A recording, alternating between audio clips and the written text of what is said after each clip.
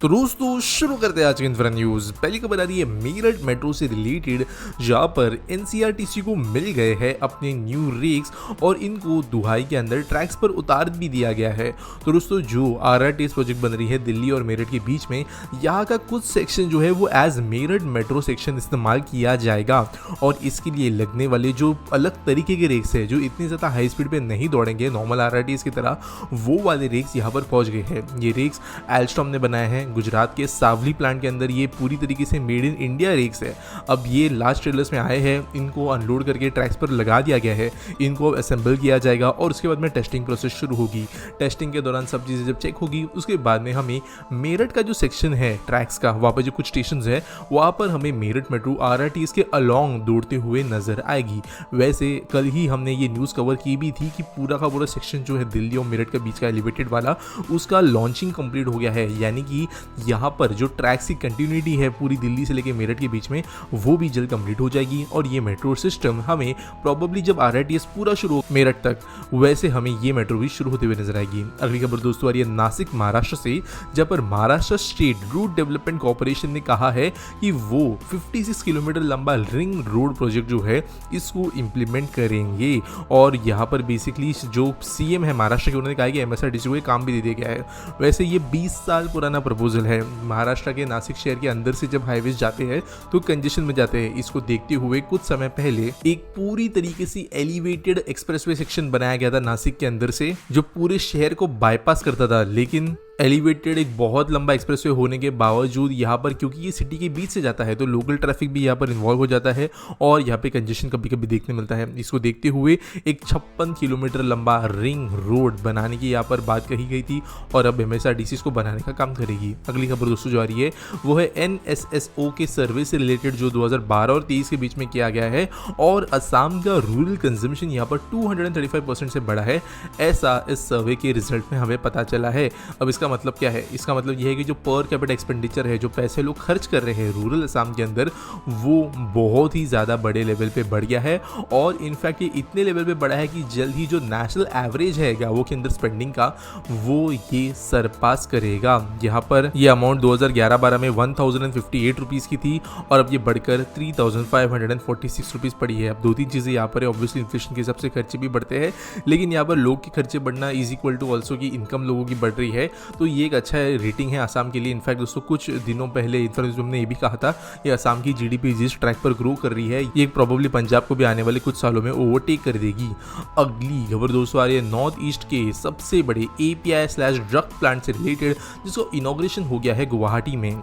यहाँ पर इस प्लांट का नाम है केमेक्स ग्लोबल फार्मास्यूटिकल API, जो एक्टिव फार्मास्यूटिकल इंग्रेडिएंट से API बनाती है और यहाँ पर ये पूरे नॉर्थ ईस्ट रीजन के अंदर बनी हुई पहली है। दोस्तों आपको याद होगा कि कोविड के टाइम पे हम फार्मास्यूटिकल्स तो बहुत बनाते हैं, लेकिन जो एक्टिव फार्मास्यूटिकल इंग्रेडिएंट्स है, जो रॉ मटेरियल होता है दवाइयों का, वो हमें चाइना से बनाना पड़ता है, जिसके बाद गवर्नमेंट ने कुछ पॉलिसीज चेंज की ताकि इंडिया में भी API बने।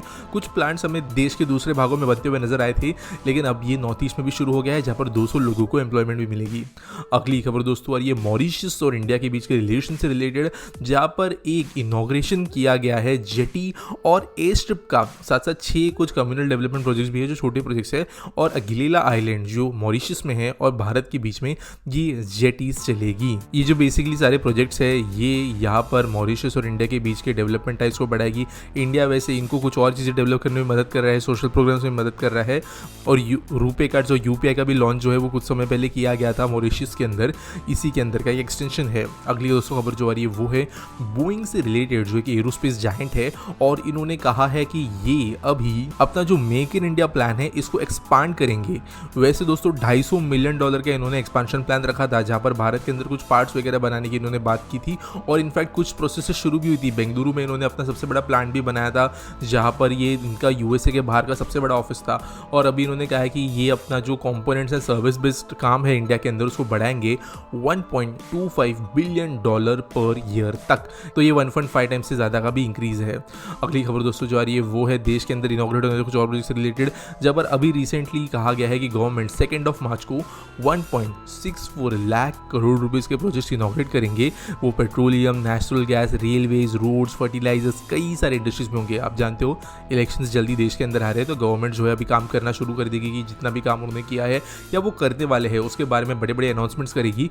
ज़्यादातर ये जो प्रोजेक्ट्स है ये कंप्लीट हुए हैं जिनके अंदर इनॉग्रेशन किया जाएगा। 29 प्रोजेक्ट्स होंगे। टोटल जो खर्चा जैसे मैंने कहा लाखों करोड़ में है। और अगर बात करें कुछ मेजर प्रोजेक्ट्स की तो यहाँ पर विक्स refinery modernization project, Mumbai high north redevelopment phase 4, ऐसे कई प्रोजेक्ट्स इंक्लूड किए गए हैं।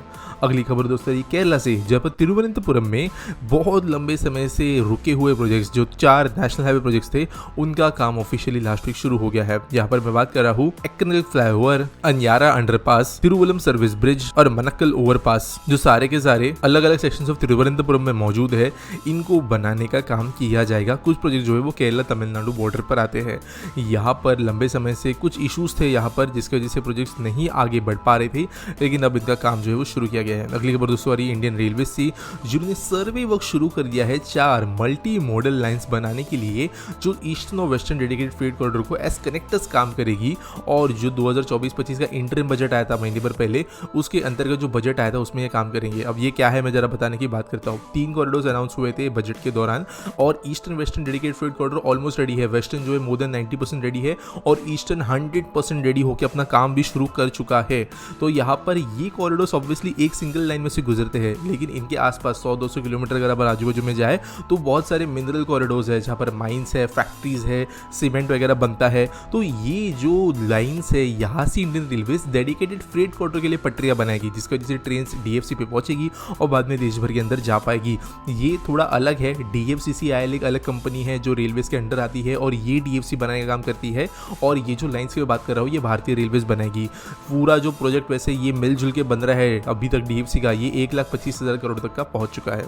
अगली खबर दोस्तों जो आ रही है वो है महाराष्ट्र के छत्रपति संभाजी नगर से रिलेटेड, जहाँ पर 22 महीनों की डिले के बाद में फाइनली अप्रूवल रिसीव हो गया है महाराष्ट्र स्टेट गवर्नमेंट से पुणे संभाजी नगर एक्सप्रेसवे बनाने के लिए। ये BOT यानी बिल्ड ऑपरेट ट्रांसफर मॉडल पर बनेगा। नितिन गडकरी जी ने इसकी अनाउंसमेंट की है और एक्सप्रेसवे होगा 225 किलोमीटर लंबा, जिसकी वजह से पुणे और संभाजी नगर के बीच का ट्रैवलिंग टाइम जो है वो 5 घंटे से घटकर सिर्फ 2 घंटे रह जाएगा। अब देखते हैं काम इसका किस स्पीड से होता है। आज के आस्पिटी सवाल के बारे में बात करें तो यश जैन पूछते हैं, so why can't they build separate tracks just for priority trains? It will increase the speed and also reduce the delays caused by high priority trains to other trains, at least only for like Mumbai metropolitan area, Delhi NCR etcetera. तो देखो high priority train या high speed train के लिए ना अलग अलग tracks वैसे already almost हर जगह बन चुकी होती है शहरों के पास में। जैसे मुंबई के अंदर वेस्टर्न की अगर हम बात करें तो ऑलमोस्ट धानू जो तकरीबन 100 किलोमीटर दूर तक आता है, वहाँ पर क्वाड्रुपलिंग चल रहा है, जबकि विराट जैसे सेक्शन से 6 ट्रैक ऑलरेडी है। सेंट्रल लाइन में भी जो है 6 अलग अलग ट्रैक्स आती है, थाने तक, उसके बाद में 4 आती है, कल्याण तक, उसके बाद में फिर वो डबलिंग हो जाता है। तो ऐसा नहीं है कि प्रायोरिटी सेक्शंस नहीं बनते, लेकिन देखो प्रॉब्लम रेलवे के साथ में ये है ना कि ये मेट्रो के जैसे नहीं है जहाँ पर ट्रेन की नंबर हमें हमेशा पता होगी, हर ट्रेन टाइम पे चलेगी, एक सिंगल रूट पे कोई बीच पे से नहीं घुस रहा है। तो उसकी वजह से यहाँ पे इंटरचेंजेस बहुत होते हैं ट्रैक्स के बीच में और ये चीज़ें ट्रेन को डिले कराती है। हाँ, पूरा का पूरा ब्रांड न्यू सेक्शन जिसके बीच में जो अभी के ट्रैक्स और करंट जो नए ट्रैक्स बनेंगे उसके बीच में कोई कनेक्शन ना हो तो ये चीज़ें पॉसिबल होगी, लेकिन फिर वो इतना एक्सपेंसिव बनेगा कि उसका मतलब नहीं है। उतना एक्सपेंसिव प्रोजेक्ट जो है गवर्नमेंट बनाने से अच्छा ये होगा कि सीधा सीधा हाई स्पीड रेल प्रोजेक्ट को बना ले, जैसे कि मुंबई अहमदाबाद बन रहा है और आगे जाकर वही एक्सपांशन होगा। तो ये चीज़ें ज़रूरी है। अभी करेंटली वैसे स्पीड इंक्रीज़ करने पर भी काम चल रहा है, जैसे मैंने कहा धानू तक क्वाड्रुपलिंग चल रही है, तो ये चीज़ें तो बढ़ती रहेगी। लेकिन एकदम डेडिकेटेड कॉरिडोर अगर बनाने की बात करें एग्जिस्टिंग ट्रैक्स के बगल में, तो वो ज़्यादा मतलब नहीं क्रिएट करेगा जब तक कि वो dedicated high speed rail tracks ना हो और फिर उनका अलाइनमेंट थोड़ा बहुत चेंज हो सकता है। उम्मीद करता हूं आपको सवाल का जवाब मिल गया होगा। आपके पास कोई सवाल है आप नीचे कमेंट सेक्शन में मुझे पूछ सकते हो। बाकी वीडियो अच्छा लगा तो लाइक सब्सक्राइब करना नहीं भूलना। मिलेंगे अगले वीडियो में।